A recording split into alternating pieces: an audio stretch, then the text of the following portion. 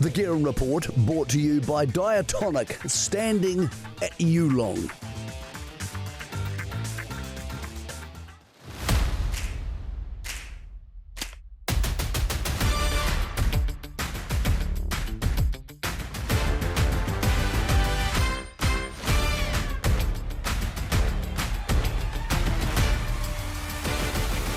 Kia ora, good evening and welcome to the Guerin Report. Hey, congratulations to all of those massive winners out of Te Rapa on Saturday. Tonight, something really fun. One of the most unique people in the New Zealand racing industry. Sam Spratt is not only a champion jockey, but a champion human. We talked to her tonight about this incredible last period in her career, and can't wait till later on. We have a very special guest joining us at the back end. Here is Sam Spratt and Riley.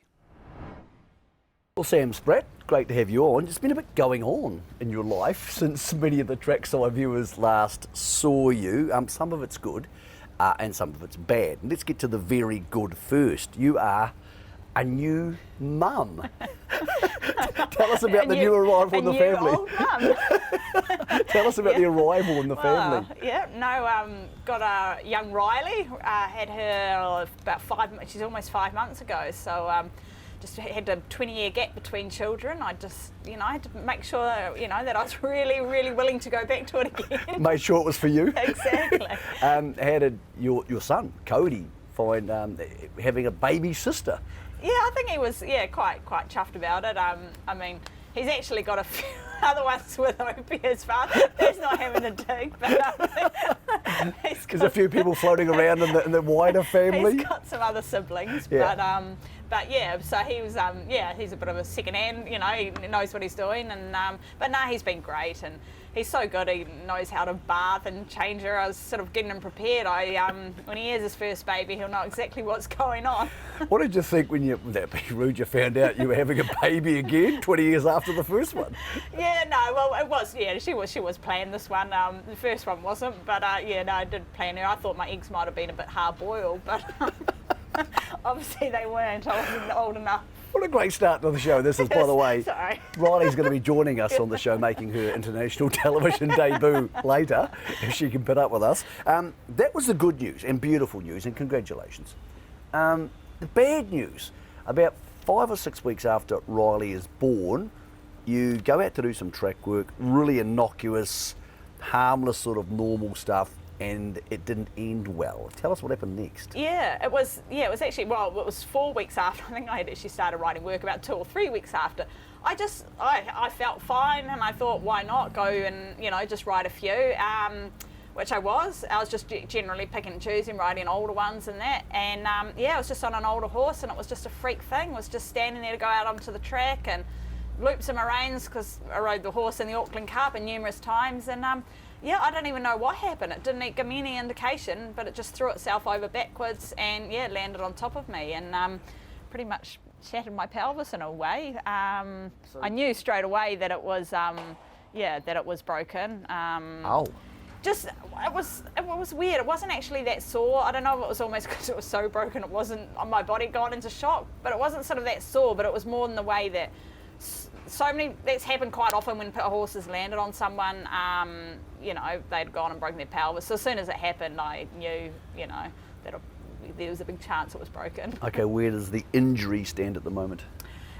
It's not too bad. It's getting better. I'm at physio now and doing a lot. Walking. I was in the wheelchair for 3 weeks, and I had a halo attached to my pelvis around, and that had been removed. Still, like I walk 5-10 minutes and I'll start getting a little bit sore. But definitely, pretty good. How was the juggle? I've got a broken pelvis, I'm in a wheelchair with a halo, and I have a now, by this stage, 6-week-old daughter. That sounds very daunting. Well, having a baby was obviously too boring for me. I needed to mix it up a little bit. It was quite different, but she's awesome. She's been so good. I mean, she's slept through the night since about 8 weeks old, and she's so cruisy. So it's been not too bad. And Julia, my neighbour, who, you know, she's stepped up and really helped me out, and I think without her would have been quite difficult because to start with, obviously I was in a lot of pain and couldn't really pick her up and do stuff, so yeah, she's been amazing helping out. Do you reckon babies become cruisy because their parents are cruisy? Because you're a very relaxed, fun, cruisy, happy little person. Do you find that the bubbas get that through nature? I think so, and her dad That's good. is very, very cruisy as well. He's too cruisy. A lot of cruisy people in this household. Exactly. So yeah, so I think she's probably picked up on that. But yeah, no, she's amazing. Frustrating time to get injured because the last 2 years, I know you thought about giving up about 4 years ago when you had another injury, but you came back and then you had these incredible 2 years where you rode all these black type winners, some of them for Marshy, you were on proper horses. Were you surprised by how well that period went? Because it was a real renaissance.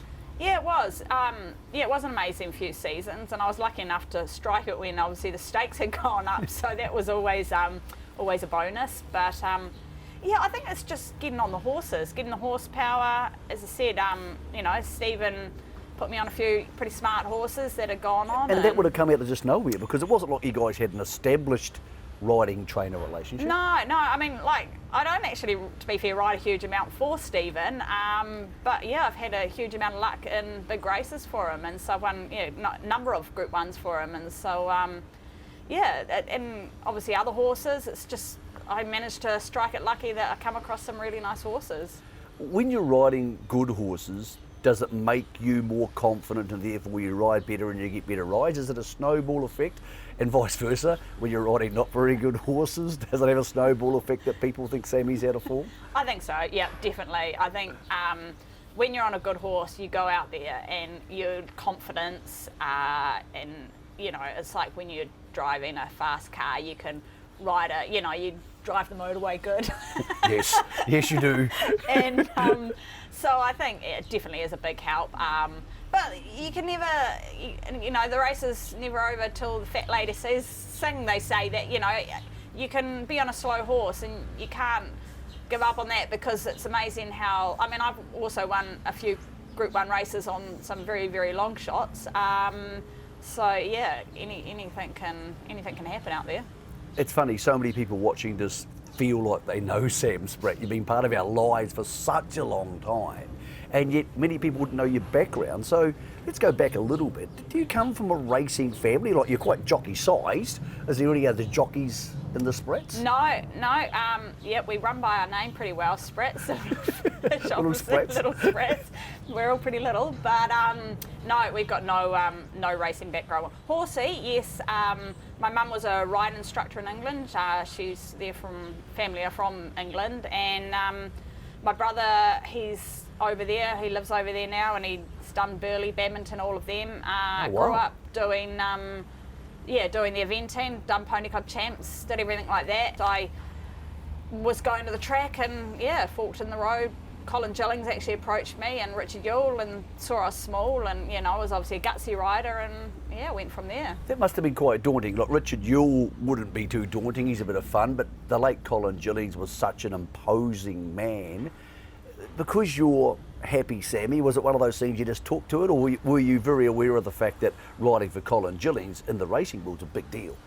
I didn't know. I mean, I didn't realise how big a deal he was. I mean, when I started was around the time Sunline was at Takanini, obviously, with McKee's, and I didn't realise, and I was like, why is everyone like looking at the horse? Why is everyone like, get out the way of this horse? You know, what's so great? And everyone's like, that's Sunline, and I was sort of like, I didn't even, you know, like, I knew nothing about racing, and so I sort of didn't really know, and I mean, maybe that's why we got on so well, because I just took it in my stride. When you first, because obviously it's a vastly different thing riding short stirrups and riding a galloper at speed, when you first had that sensation, what did you think? Oh, it was pretty cool. I'd always been, like, my ponies, I'd always gone 90 miles an hour. I mean, Mum used to, one time her coming out and ripping the guts out of me because I was galloping my horse down the road, and you know, you're not supposed to canter your horse on the road, let alone, and I just would go flat to, you know, down the road racing it, and and so I was always a bit nuts on them. I probably still am. You've had plenty of accidents along the way. I mean, it's not your fault, horses, it's part of racing. has it ever been a situation where they would dent your confidence? Like if you have a smash, is it hard to get back on the horse, as they say? Not really, and I think when I often have an accident later on in life, you sort of think, oh, is this one going to, is this one going to? And when this last one, when this happened, I thought, maybe, and it was actually Lindsay Satherley I was talking to on the phone, and I was like to her, I said, oh, I don't know, maybe this one, thing. She was like, you're just saying that now, like, later on it won't be. And sure enough, it wasn't. As time's gone, I'm like, yeah, no, who am I kidding? It hasn't dented it at all. I think I've grown up on horses and love for them, realise that, it's not their fault, just play with fire, you get burnt sort of thing, and it doesn't worry me. I love it. You mentioned Lindsay Satherley. When you started out, the female jockeys room wouldn't have had as many participants as it does now. Is it kind of cool that now, probably not sometimes at Ellerslie, but some of the other tracks there is as many female riders or even more than there are guys? Yeah, there are. Obviously, when I started, there weren't that many riding. Obviously, Michelle Wen, Lee Tiley, and the Cathy Tremaine. And there was Lindsay was. Your old mate Kelly Myers, who left and then came back again. Yeah. There was only a handful, but then now it's close. Well, probably not quite 50%, but it's closer than it.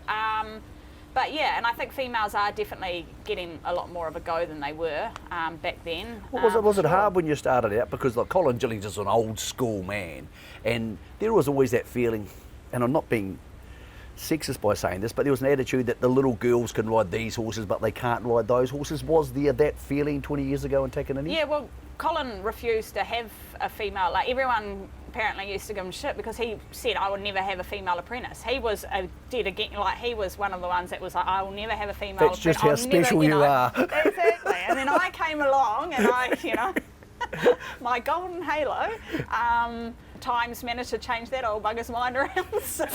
Tell me, there's a general feeling among us, and again, it may be sexist, that there's this camaraderie among the female riders and you guys all want each other to do well and that sort of stuff.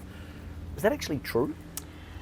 A little bit, but not. We're all very competitive, and so like a little bit you kind of are, but then deep down you're actually like God damn it, or there is a lot of competitiveness in the jockeys room, and a lot of slack talk and smack going on and cat fights, and there is a little bit of that going on. Like there's a few there's been a few sort of over the times disagreements between people.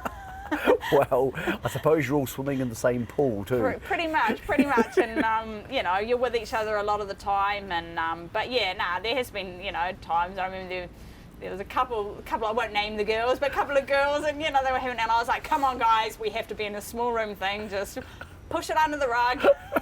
You're the mother of the female jockeys. Pretty much. Going back to Colin, the late Colin Gillings, who was such a great trainer. It must have been an amazing time to be at Takanini because there were so many great trainers there, obviously like the late Trevor McKee. Who were the biggest influences on you from the trainers' ranks, and then when you started to ride in the riding ranks, who were people who helped you or gave you advice or inspired you to become a very, very good jockey? I think in the training, as you said, Takanini Day. Takanini was awesome. It was so cool back in the day. Had a lot of the big trainers all around there. The McKees, obviously, they were big influence. More so my second time round after I had 4 years off. And Colin Gillings, Richard Yule, they were Gillo, he was a huge influence. Even to this day, I still things pop up, and I remember little sayings or things he would have told me, and they still stick by. And so he was a huge, and he was really he had a bigger work ethic, and he was a real believer in work hard, put in what you'll get out sort of thing. So. You mentioned 4 years off, so that was a head injury around 2001? Yes, yeah. And okay, did that dent your cognitive skills for a while? Was it a case that you weren't able to ride, or you didn't want to ride after that? I did. I came back riding way too soon, and just wasn't right mentally. I had actually stopped riding, was never going to ride again. And and then it was about 4 years later after I had Cody and got a nice background.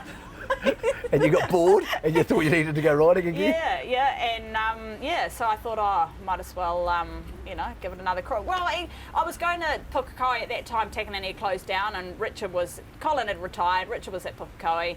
I was just helping him out, riding a few work, and everyone sort of said to me, you're going to go back riding? And and I said to him, and he said, why not? And this was on the Tuesday, and on the Saturday he put me on 5 horses, so. Did you ride a winner? No, I didn't. It took me. I think it took me about a month or so to ride a winner, and because I was like, I'll give it a month, and if I'm going shit, and I'm going to hang my boots up. I don't see the point in slogging a dead horse, and it pretty much took me a month, and I was just about to hang my boots up again. But you didn't? No, I didn't. Okay, and then you came. So now you're one of our senior jockeys. When you eventually get back to the jockeys room, we'll talk about that. Do you think you're a better rider, say in that last 2 years where things were going well? Do you think you're a better rider as you get older because you know more? But I suppose that's balanced by the fact as you get older, you've got more things in your life and you maybe have less energy, I don't know. How do you compare Sam Spratt 2005 with Sam Spratt 2025 as a jockey? I think when you're younger, or when I was younger than that, like now older, you don't sweat the big stuff, you sort of, or whatever that saying is. Don't sweat the small things. You sweat something. Just not sweating as much. But and I think I'm just more chilled and just, I don't know, I just take everything. I mean, I always was probably a bit like that, but I think that's probably taken a lot, I don't know. It's amazing. I travel all over the world and go to different race meetings and different bars, and I reckon you'd be in the top 5 people I get asked about. So people always ask me, what's this person like? And so many people ask me, what's Sam Spratt like? Is she always like that? I said, well, she's always like that when I see her, yeah. Like, are you always chipper and bouncy and happy? No, not really, no. You come across that way? Yeah, yes, but at home, obviously, you have your downtime a bit as well. I think I'm always a little bit nuts, but I think...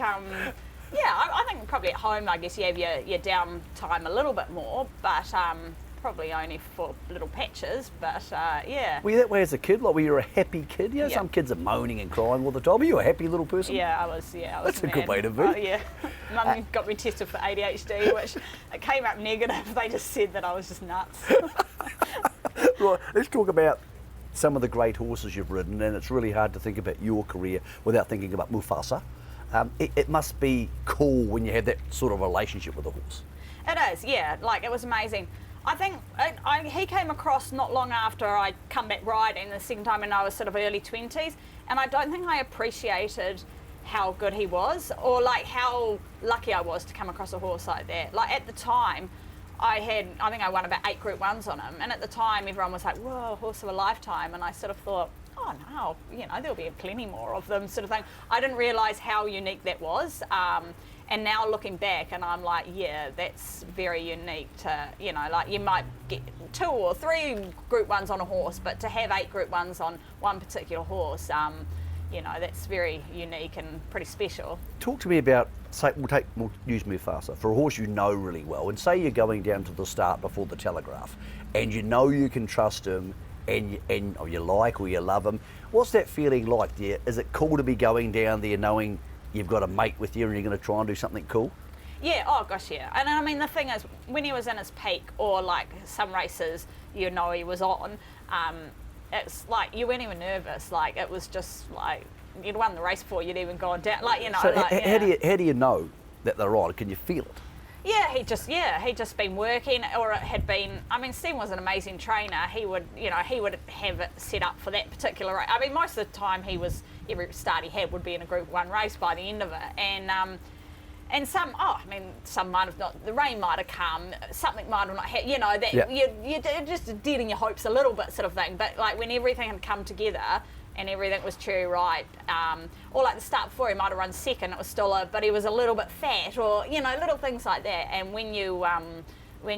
so you'd be like next time, and when he was just pretty unstoppable. I bumped into Stephen Sticks McKee actually last night, and I told him I was doing this interview, and he said, Sam's an amazing person. He said, when I was struggling, when I came back training, we couldn't get enough riders, he said, you would come out and ride 20 in track work in the morning and go to the trials. Is that just part of who you are?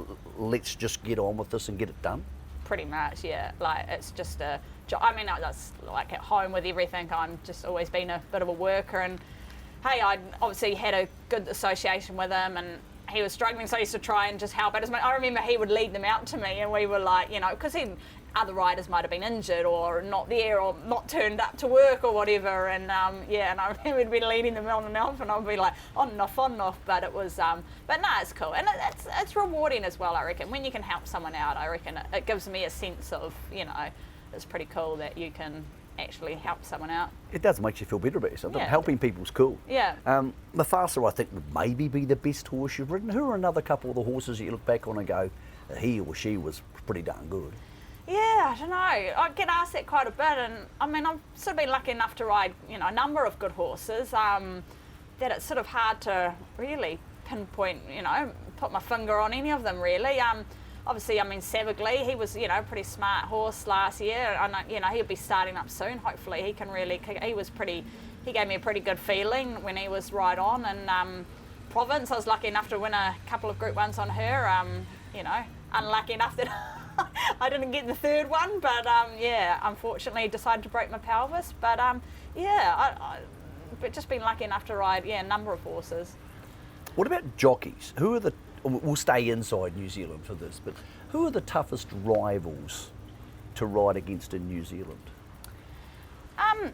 Probably almost, I reckon it's almost back when I started, and you had your Peter Johnsons and your Gary Girl. You know, when I started in Olance, so I was riding against them, and I reckon, and Grant Cooksey, when he was riding, you know, they were hard, and I reckon they were tough but they were tough but fair, if that makes sense. Like, in a race, they would try and be really tough, but I don't know, nowadays I just find, yeah, sometimes some of the riders will do stuff and you're just like, what the hell? Whereas they would be like tough, but they would know when they're tapped out, they've got no hope, you know, like if they would know that their horse had a hope in that. I know that they're probably talking too British, but it's like... No, I know what you're saying. So you're saying more that they were good horsemen who understood when they weren't going to win, so wouldn't do anything stupid. You know, and like wouldn't do stupid things that, you know, like, whereas sort of nowadays I just sort of sometimes think, I think kids are maybe trying to be big and tough, and it's not paying, you know, like just not knowing when to do it. There's times to do it and times not to do it, you know. So maybe that's the world we live in at the moment. Probably. Tell me, in a race, because people watching this always think the jockeys are talking to each other, do you actually talk to other jockeys in a race, or do you say, look, get out of my way, or you're an idiot, or other things which we can't say on television? Is there much of that verbal? A little bit, yeah. Probably not as much as people think, but yeah, there is a little bit. Some people more than others. Some people, you know, like to yell quite a bit, and others don't. Who are the big chatters? Oh, I can't say. I can't say. I'm trying to actually think. No. But yeah, like I probably not as much as people think. I think people think that there is quite a bit, but yeah, it's not too bad. A couple of years ago, when you were injured again, and I'm not saying you get injured a lot, but you are, as you said, mad. You tried your hand at media work on the radio, and you were really good at it. And you and I had a conversation at Te Rapa where you said, I might just get into the media and not ride again. What did you like about that? I don't know. I just really enjoyed. I just enjoyed the banter. Hey, you can talk for a, you know, you talk for a living sort of thing. I just really enjoyed the banter. And you know, and I mean, obviously you would know with media doing it depends who you're doing it with. It's cool doing it with someone and you can bounce off them, and yeah, I just really enjoy it. And I was doing it at the time with Steve McKee, who obviously I had done and Mark Clayton, but a couple of mates, not so much, but Stephen, you know, and so we had a good camaraderie together, and I would give him, you know, shit, and vice versa, and you could, because is it true that, and we don't want to get anybody in trouble here, but is it true that occasionally on that Saturday afternoon radio show you'd crack a beer about quarter of an hour from the end and have a drink? Maybe a little bit, maybe 5 minutes before, but yeah, hey, I had to drive back to Pukekohe, so I'm sensible. Hey, I get the feeling, I absolutely know you love racing, and you wouldn't come back to it all the time if you didn't, and I know you're a wonderful jockey, but sometimes I get the feeling talking to you, you could just as easily be just as happy out fishing, and if I didn't see you for 6 months, I wouldn't be surprised. Oh, yes and no. Like, I think horses always I'd love to ride. Now, even a friend of mine came around the other day and we are talking about the hunt season coming up, and I'm like, oh yeah, I wonder, I could get my horse has just had a foal, so she's out of the picture, but I was like, oh, I could use, go out to the hunt kennels and do this and do that. And she's like, Sam, I don't think you should be talking about riding. And I'm like, I just love riding, so I just sort of like riding full stop. That, that's why I think and then you got the adrenaline and everything like that, and so it must be hard to replicate in normal life unless you're caught speeding on the motorway, the adrenaline of riding in a race. It is, yeah, it is. I mean, I love riding full stop, love the hunting, love going out, and then you get the adrenaline as well, and so it's a, and then you get paid, so it's a win-win in my, I'm talking about things you love. Riley is here with us today. Is it okay if Riley comes on and uses the Guerin Report as her international television debut? Because we would love, well, first of all, people watching television love babies, and secondly, we would love to meet her. So is it cool she comes on? It is indeed. It might be a start. She might be the next supermodel. Miranda Kerr, move over. We'll get her to come over. She seems like a very cute little bubble, a very relaxed little baby. Yes, yeah. Like Mum. She's very relaxed. In fact, I thought she might have been sleeping, but no, she's not. Oh, she Here we is go. sleeping. Oh, she has even decided to have a little nap. Here is. And this is Julia, my amazing Hey Julia, helper. how you going? Yeah. Hey Bubs, how you going? Yeah, this is Riley. So Riley's 5 months. Yeah, this is Riley. Hey, She's Papa. How are you? she's quite tanned. Yeah, she has got, she's got a bit of the tan.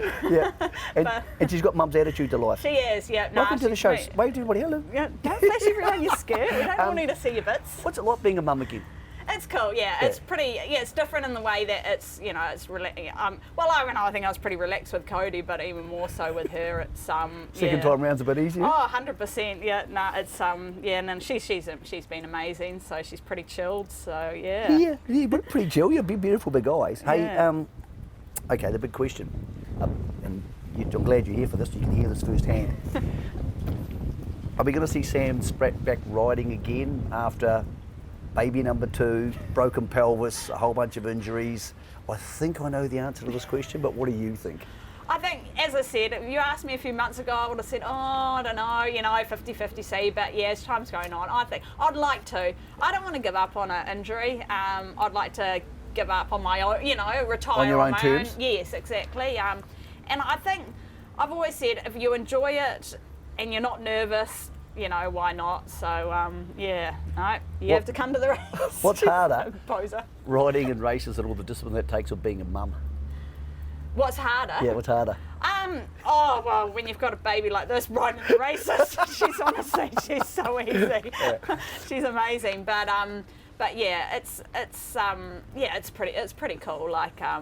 And as I said, I've sort of been doing it for a number of years, still got the love for it and the passion for it. So I just hope I don't come back and go terrible. Well, I don't think you will.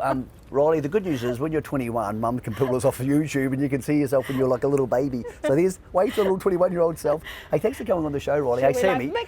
Stop flashing everywhere. Stop flashing. Make your shit, I'll do a better job on your job. Yeah, you can. Hey, Sam, it's so cool to catch up with you. I'm glad you're feeling okay. It's like, the whole injury thing. We're looking forward to seeing you back because you are a little ray of light for the jockeys ranks in New Zealand, and congratulations to you and your partner on new Bubba. So thanks for being, all of you, both of you, being part of the Guerin Report. No, thank you very much. Thank you to the adorable Riley and Mum, Sam Spratt, who are looking forward to seeing back in the saddle sometime shortly, because she is one of those people who makes New Zealand racing just that much more fun. Next week on the show, our premiership winner, Craig Grills, will be joining us to talk all things racing, life, him, and being a flyboy here on the Guerin Report on Trackside and trackside.co.nz from 8 p.m. next Monday.